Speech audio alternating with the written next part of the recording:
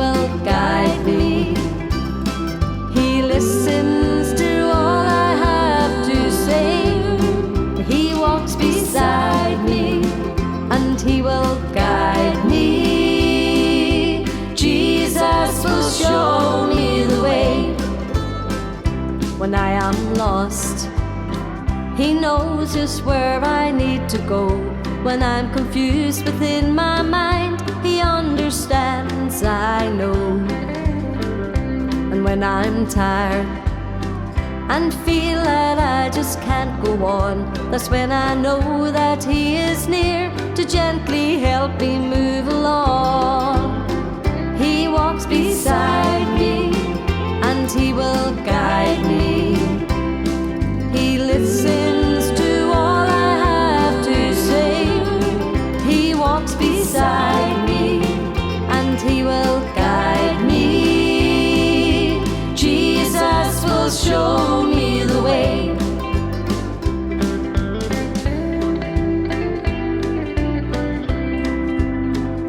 When nights are dark, somehow I always see his light. When things go wrong, somehow I know that he will always make them right. When I'm cold, I feel his love surrounding me.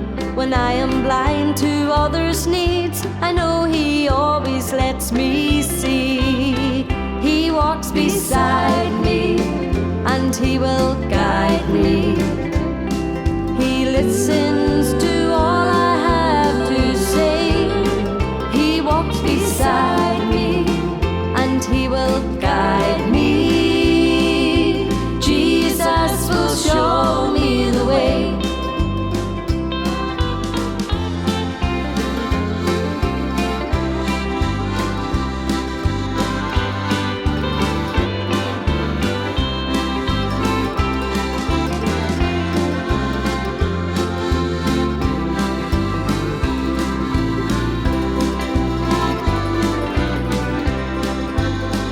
He walks beside me, and he will guide me. He listens to all I have to say. He walks beside me, and he will guide me. Jesus will show me the way. Jesus will show me the way.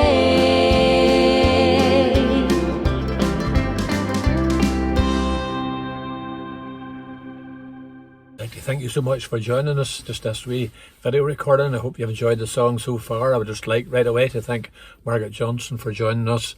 And these couple of songs, we'll be one following in a wee minute. I'd like to thank Margaret. And this is from her latest album. And I'm really encouraged and blessed by the songs. And I pray that you will also be as well. You see I'm in the tractor here, and I've got the diet feeder here behind me. And you already saw a few shots of a typical day in the farming scene, you might say. And especially in the wintry conditions and all the frost and ice and everything else, it makes life a wee bit more challenging, my friends.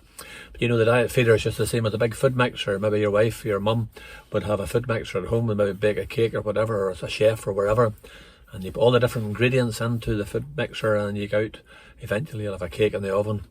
But the diet feeder is just the same, bits and pieces are through into it, it's all mixed up, ready for the animals. But you know, friends, I thought of the different ingredients. I thought of God's word, how God gives us all the ingredients we need. All the ingredients are in his word. This word is a lamp unto our feet and a light unto our path. You know, friends, a man one day said to me, he said, I haven't time to listen to you, but could you tell me in 30 seconds what you're on about? And I thought, well, you know, I could actually. I could take you to Ephesians chapter 2, and I could just say, look, it's 6 words. 6 words is what you really need to know. 6-word gospel. Ephesians chapter 2, the very first verse, it says we're dead. We're dead spiritually speaking. We're born separated from God, all because of the fall way back in the Garden of Eden. We were born separated from God. That's why we need to be born again by God. That's why we need a new nature. That's why we need to be rescued from ourselves, you see, because we're dead. We're dead spiritually. And I can understand that. We're dead. The next 2 words, my friend, I said, tell him, look, it's verse 4 in Ephesians chapter 2, but God in his great mercy wherewith he loved us even when we were dead in sin. He hath quickened us. He's brought us under conviction of sin. That's why it's the greatest day in your life, when God begins to speak to you, when God begins to trouble you about your life, about your circumstances, about eternity itself. It's God and God alone. But God, in his great mercy, wherewith he loved us, even when we were dead spiritually, dead in sin, he hath quickened us. He's given us a glimpse of the cross. He lets us see John 3:16, for God so loved the world, for God so loved you, that he gave his only begotten Son, that whosoever believeth in him should not perish, but should have everlasting life. Only God can let you see that, you see. But God, in the last of the 6 words of the 6 word Gospels, by grace, in Ephesians 2 verse 8, by grace are we saved through faith. Grace means unmerited favour. By grace are we saved through faith, and that not of ourselves. It's a gift from God, not of works, lest any man should boast. We're dead, but God, by grace. I pray with all my heart that if you still feel empty, if you still feel, here, that's me, I'm still dead in my sin, and you talk to God, and you speak to God, and you start to read the scriptures for yourself, get the hold of the John's Gospel even, and get into the Gospel of John and ask God to reveal it to you. Look up Ephesians chapter 2 for yourself, and you'll see the 6 words in the first 8 verses. We're dead, but God, by grace. I pray that we can be a blessing to you in these days. I pray you'll be encouraged in these days. You know, just a big steep hill you saw a minute ago there, it reminds me of my lovely neighbour here, and she lived till into her 100th year. Mary, you called her. And when Mary had a hill just the very same, just a few hundred yards along the road here, and every day she climbed that hill, and to her late 90s, she climbed it with determination and true grit. But apart from the frost, was the only time she couldn't go up it, but she kept going, and because she was determined that she was going to walk the hill. Friends, we need a bit of that sort of determination in these days, and I pray that you'll keep walking, but most of all you'll keep walking with God.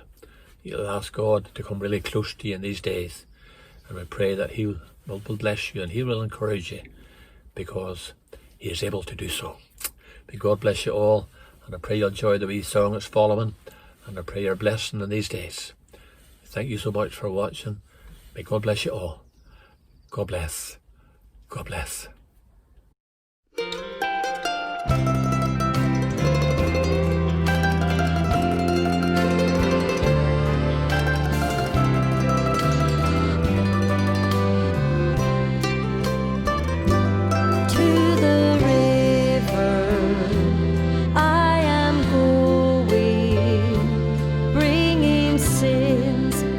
Cannot bear. Come